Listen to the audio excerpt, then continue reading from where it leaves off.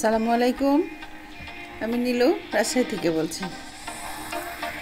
Thumbnail দেখে বোঝা যাচ্ছে যে আজকে আমরা কোথায় গেছি, কোথায় ঘুরতে গিয়েছিলাম। আমাদের রাজশাহীতে যারা আমার ভিডিওগুলো দেখবে তারা বুঝতে পারবে যে এই রাস্তাটা কোথায়, এই রাস্তা দিয়ে কোথায় যাচ্ছি। যাই হোক, বলেই ফেলি, আজকে আমরা চিড়িয়াখানা যাচ্ছি শুক্রবার। সেদিন আমার আসলে খেয়ালই ছিল না, আমার ম্যারেজ ডে ছিল সেদিনকে। আমি আজকে বেশ কয়েকদিন মনে করেই রাখছি, কিন্তু এমনই একটা মন হয়ে গেছে আমার যে আমি সেদিনকে ভুলেই গেছি যে আজকে আমার ম্যারেজ ডে। তো হঠাৎ আমরা সবাই ঘুরতে যাচ্ছি, ছেলে মেয়ে সবাই কিনে, শুধু আমার ছোটো মেয়েটা বাদ, ওর শরীরটা খারাপ লাগছিল, যেতে পারেনি। তো আমরা লক্ষ্মীপুর হয়ে যাচ্ছি। লক্ষ্মীপুর মোড় থেকে আমরা সোজা সিএনবির মোড় হয়ে যাচ্ছি। রাস্তাটা তো কি বলবো, রাস্তার কথা অনেক সুন্দর। তারপরে এখন আবার ভাঙাচোরা শুরু হয়ে গেছে রাজশাহীতে, যেখানে ফ্লাইওভার হচ্ছে, ফুটওভার ব্রিজ হচ্ছে। যাই হোক, এখানে আমাদের শেখ মুজিবুর সাহেবের যে ছবিটা আছে, এখানে আমাদের এখন যে বিমান চত্বরটা হয়েছে, এখানে সেই পুরানো বিমানটা এখানে ছিল আগে। আমরা অনেক আগে থেকে এটা দেখে আসছিলাম। তো তারপরে এখান থেকে উঠিয়ে নিয়ে যায় ভাটার মোড়ে, ওখানে বসানো হয়েছে। ওখানে তো অনেক সুন্দর। যাই হোক, চিড়িয়াখানা তো অনেকদিন পরেই আসলাম। এটা নব থিয়েটার একটা জায়গা করেছে চিড়িয়াখানার পাশে, এটা সবাই জানেন। চিড়িয়াখানায় অনেক দিন আগে আসছিলাম, তো এখন তৈরির পরে মানে আশপাশ দিয়ে যাই কোথাও, তখন ঠিক দেখি, কিন্তু মানে আমার ভেতরে ঢোকার ইয়ে হয় না, যে কাজ হয় বাইরে থেকে বুঝতে পারি যে কাজ হচ্ছে। তো আমার বোন, বড় মেয়ে, বোনের মেয়ে, এরা সবাই মিলে যাচ্ছি। ওইখানে টিকিটের জায়গাটা বেশ অনেক সুন্দর করেছে, দুই সাইড থেকে জায়গা, মানে যাওয়ার জন্য একটা জায়গা করেছে যাতে কোনো ভিড় না হয়। তো ভিড় ছিল, অনেক ভিড় ছিল। তো বাইরে খাবারের জায়গাগুলো, তো আমি ভাবছিলাম যে মনে হয় উদ্যানের ভিতরে হয়তো কোনো বাদাম টাদাম পাওয়া যাবে না, বা কোনো খাবার পাওয়া যাবে না, সবই হয়তো বাইরে থেকে নিতে হবে। তারপর দেখলাম যে না, ভিতরেও এগুলোর দোকান সব আছে। যাই হোক, এই যে আমাদের টুনটুনি বাবুটা ঘুমিয়ে গেছে আমার বড় জামাইয়ের কোলে। তা আসলে আমি ভিডিওটা অনেক দেরিতেই দিচ্ছি, দিতে আমার মানে মনে হচ্ছিল যে দিব না। তারপর আবার দেখলাম না দেই, না দিলেও না না দিলেও ভালো লাগছে না। এর মধ্যেই আমি আগামীকালকে, আজকে যে ভিডিওটা দিচ্ছি আমি, তো সরি গতকালকে আমাদের নীলুফা শিমুল, আমি দীপা লাইফস্টাইল দীপার ভিডিওটা আমি একটাও মিস করি না। আমাদের সবার কয়েকজনের আন্তরিকতা খুবই, মানে আমরা সবাই সবার সঙ্গে কথা বলি, মানে খুবই ভালো লাগে। দীপার ভালো বলা যাবে না যে ও কী ভালো, ও কুষ্টিয়ার মেয়ে, আমিও কুষ্টিয়ার, আমাদের নীলুফা শিমুল ও চাপায়ের। তো খুবই ভদ্র একটা মেয়ে, যে কী বলবো। তো একটুখানি বলে নিই, এই জিরাপের এইখানে আমার একটা মানে অনেক আগের একটা ছবি আছে, যখন মানে কি বলবো, আমাদের দুজনের একটা ছবি আছে, আমাদের হাজব্যান্ডের দুজনের, মানে বিয়ের পরপরেই। তো ওটা দেখে স্মৃতিটা মনে হলো। যাই হোক, আবার ফিরে আসি আমরা। তো নীলুফা শিমুলের, আমি ওর দীপার ব্লগটা দেখতে যেয়ে দেখছি যে দীপা বলছে নীলুফা শিমুলের বাবা মারা গেছে। আন্টি খুব অসুস্থ ছিল, উনি 25 দিন ঢাকায় ছিল হসপিটালে। তো বাসায় আসছে আন্টি, আর সেই দিনই আঙ্কেল মারা গেছে। মানে মৃত্যুটা কি আশ্চর্য, মানে ব্লগ দেব কি, মানে সব কিছুই যেন কেমন একটা পরিস্থিতি হয়ে গেল আমাদের। আসলে আমরা একসঙ্গে থাকি, সেটা একটা, আর তারপরে বাবা মা একটা আলাদা জিনিস, সেটা যখন চলে যায় বা হারিয়ে যায়, তখন সেটা যার গেছে সেই সেটা বোঝে। কয়েকদিন আগে আমাদের দীপার শ্বশুর মারা গেল ঈদের আগে। ও খুব ভেঙে পড়েছিল, যাক ও বললাম যে অনেক আলাদা একটা মানুষও। তো ওইটার শোক সামলিয়ে ও ঈদ করে বাড়ির থেকে ফিরে আসার পরে এই যে আমাদের শিমুলের একটা অবস্থা। তো আমি দীপার সঙ্গে কথা বললাম। তো যাই হোক, দীপার সঙ্গে কথা সেভাবে আমার, মানে আমি মেসেজ দিয়েছি, মেসেজের কোনো উত্তর পাইনি। তারপরে আমি আবার শিমুলকে ফোন দিলাম, না পেরে, মানে মনটা অস্থির লাগছে যে না, শিমুলের সঙ্গে একটু কথা বলতে পারলে হয়তো ভালো লাগতো। তো শিমুলের সঙ্গে আমি কথা বললাম। শিমুল তো মানে কথা বলা তো দূরের কথা, ও কান্নায় ভেঙে পড়ছে। কি বলবো, কি মর্মান্তিক একটা যে ব্যাপার, বা বলে বোঝাতে পারছি না। খুব অস্থির হয়ে গেছিল ওই। তো যার গেছে তারাই জানেন, তারাই বোঝেন কি অবস্থা। আর আমাদের বাবা মা আলহামদুলিল্লাহ বেঁচে আছে, কিন্তু আত্মীয় স্বজন যারা গেছে সেগুলো হারানোর ব্যাপারটা আমরা বুঝি। আজকে শিমুলের কেমন লাগছে সেটা বলে বোঝানোর মতো না, কারণ বেঁচে আছে বলে যে বুঝি না সেটা না। যাই হোক, সবাই আপনারা দোয়া করবেন আল্লাহ যেন শিমুলের বাবা আমাদের আঙ্কেল সেদিন বেহেশতে নসিব করেন আল্লাহ রাব্বুল আলামিন। কারণ ও কখন আসবে মানে সেটাও বলার মতো না। আসলে মানে আমি কেমন মানে ইমোশনাল হয়ে যাই, আমি কোনো কিছুগুলো বলতে পারি না। যাই হোক, দীপার সঙ্গে কথা আমার হয়নি।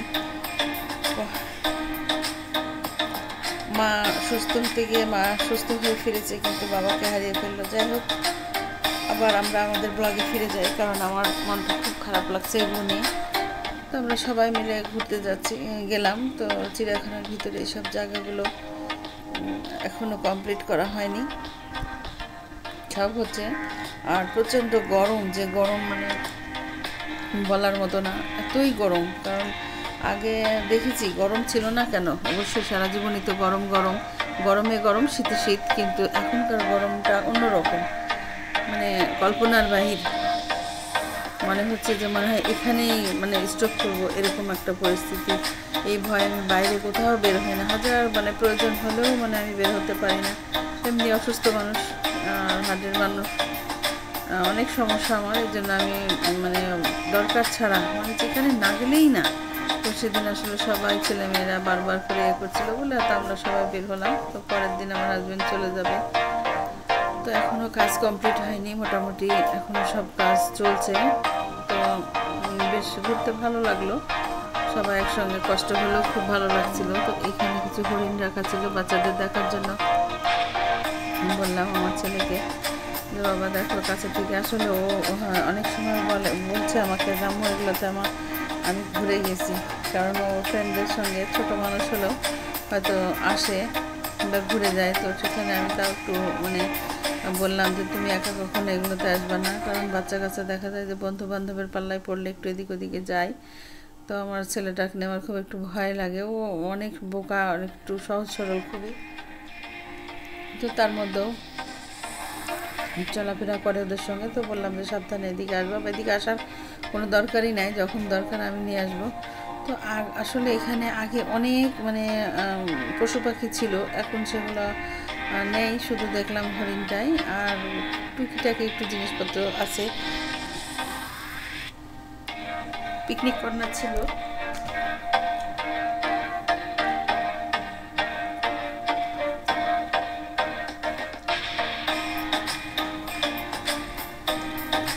পিকনিক কর্নারগুলো আগে আমাদের সিঙ্গার থেকে আসতাম আমরা, সিঙ্গার থেকে এখানে পিকনিকের জন্য স্যাররা নিয়ে আসতো। আমরা তখন হয়তো মানে এরকম ছিল না, বেশ ভালো লাগতো। এখন ওগুলো পিকনিক কর্নারগুলো ভেঙে আরও অনেক অন্যরকম করেছে। তো আগের কিছু কিছু জিনিসগুলো আছে, যেমন এই সাইডটাতে সম্পূর্ণই আগের মতোই আছে, যেমন বাচ্চাদের খেলার জায়গা টায়গাগুলা, এগুলো সব ওরকমই। আর আগে মানে আরও একটু নোংরা টাইপ ছিল, এখন অনেকটা সুন্দর হয়েছে। এখন হয়তো আরও কাজ হচ্ছে, আরও সুন্দর হবে। যাই হোক, আমাদেরকে এইভাবেই চলতে হবে, এভাবেই সব কিছু যাওয়া আসার দুনিয়াতে সবাই সব কিছু, কেউ যাবে কেউ আসবে, এগুলো এইভাবেই বেঁচে থাকতে হবে। যে কয়দিন আমাদের যার যেমন নায়াত আছে আল্লাহ তাকে সেভাবে সুস্থভাবে বাঁচাতে হবে। তো এখানে আমরা কিছু একটু মাছ দেখছিলাম, মানে একদম বড় বড় মাছগুলো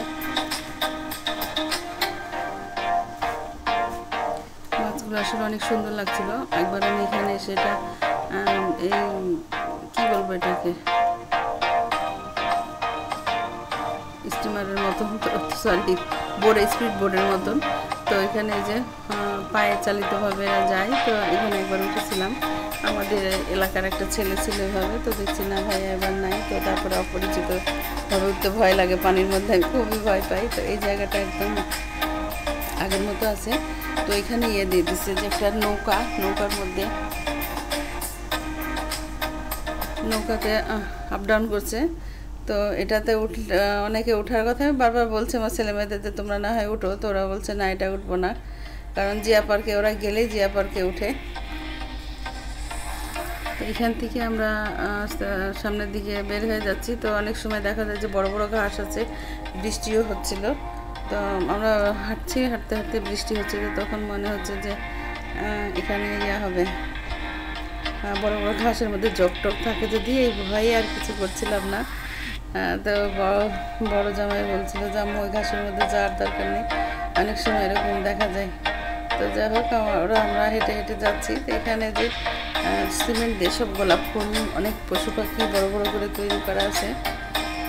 তো যে অনেক লোকজন যেগুলো যেখানে বসার মতন বসে আছে। যাই হোক আমরা ঘাসের মধ্যে গেলাম না, ঘাসের ভিতর না গিয়ে রাস্তাতেই হাঁটছি, কিছু কিছু জায়গাগুলো দেখছি। আর এই যে আমাদের টুনটুনি পাখিটা, ও গরমে মনে হচ্ছে একদম শেষ হয়ে যাচ্ছিল। ওর প্রচণ্ড গরম, ছোট বাচ্চা তো, ও খুবই মানে গরম সহ্য করতেই পারে না, এমন একটা অবস্থা। যাই হোক এর মাঝেই ঘোরাঘুরি শেষ করছি আমরা। তো সামনে আর একটু জায়গা ছিল, তা আমি ওখানে যেন আর ভালো লাগছিল না যেতে আমার। তো যে ইনি যে বড় সাহেব বসে আছেন, ইনার একটু ছবি নেওয়া হলো।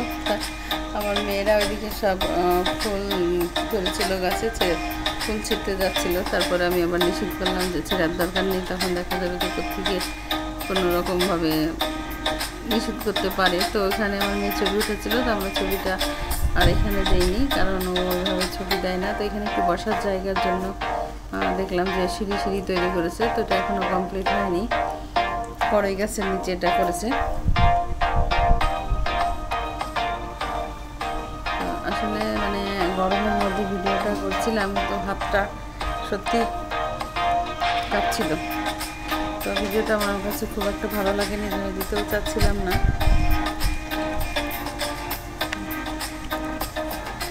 যাই হোক ভিডিও মানে যারা এইখানে নাগরদোলা আছে, এখানে নাগরদোলায় ওঠার কথাও বলছিলাম আমার ছেলেকে, বলে না সবগুলো আমি উঠবো না, কারণ উঠতে চাই না ও। তো মানে এমনি গরম, তারপরে আবার এগুলোতে উঠলে দেখা যাবে শরীর হয়তো খারাপ লাগতে পারে। তো যাই হোক আমরা ওখান থেকে বের হয়ে আবার চলে যাচ্ছি বাইরে, টিবাদে চলে যাব। তো ওগুলো আর দেখানো হয়নি। তো যে আমার টুনটুনি পাখিটা নানু ভাইয়ের কাছে আবার আসলো। আমার হাজব্যান্ড ঘেমে একদম গেঞ্জি ভিজে কী অবস্থা, তার মধ্যে বাবুকে একটু নিয়ে ঘোরাঘুরি করার পরে আমরা রাত্রিতে বাসায় চলে আসলাম। তো এর মধ্যে একটা পার্সেল আসছিলো ওয়ালমেট, তো এটা আমি অনলাইনে অর্ডার করেছিলাম। তো ওয়ালমেটটা খুবই সুন্দর, দুইটা নিয়েছিলাম। তো আমার ছোটো ভাই আসলো রাত্রে, তো ওকে বললাম যে তুই ওয়ালমেটগুলো একটু আমাকে আমার ওয়ালে লাগিয়ে দে। তো আমার ছোটো, কিন্তু দেখে মনে হবে ও আমার অনেক মনে হয় বড় ভাই, আসলে কিন্তু না, ও আমার অনেক দিনের ছোট। আসলে মানুষের বয়সের সাথে চেহারার সাথে কোনো কিছু মিল করে মানুষের বিচার বিবেচনা করা যায় না। তো হয়তো আপনাদের কাছে মনে হবে তাহলে মানে ভাইটার ছোট বলতে এরকম লাগছে কেন, আসলে আমার অনেক ছোট ভাইও, সবার ছোট। তো বিএসসি ইঞ্জিনিয়ার, তো বাসায় ছুটিতে আসছিল, আসার পরে আমি ওকে বলছি ভাই এগুলো একটু লাগিয়ে দে। তো সব কিছু আমার সুন্দরভাবে ম্যাচিং করে আমার ওয়ালমেটগুলো কমপ্লিট করে দিল। কেমন হয়েছে জানাবেন। আমার খুব ভালো লাগছিল, জানি না সবার ভালো লাগা একরকম কিনা। যদি ভালো লাগে অবশ্যই আমাকে কমেন্টসে জানাবেন। পরবর্তী ভিডিওতে আবার আপনাদের সঙ্গে আমার দেখা হবে ইনশাল্লাহ। ভিডিওটি ভালো লাগলে ছোট্ট একটি লাইক দেবেন, আপনাদের একটি লাইক আমাকে অনেক দূরে গিয়ে নিয়ে যাবে। একটি লাইক একটি শেয়ারের কাজ করে। পরবর্তী ভিডিওতে আবার দেখা হবে ইনশাল্লাহ। আসসালামু আলাইকুম।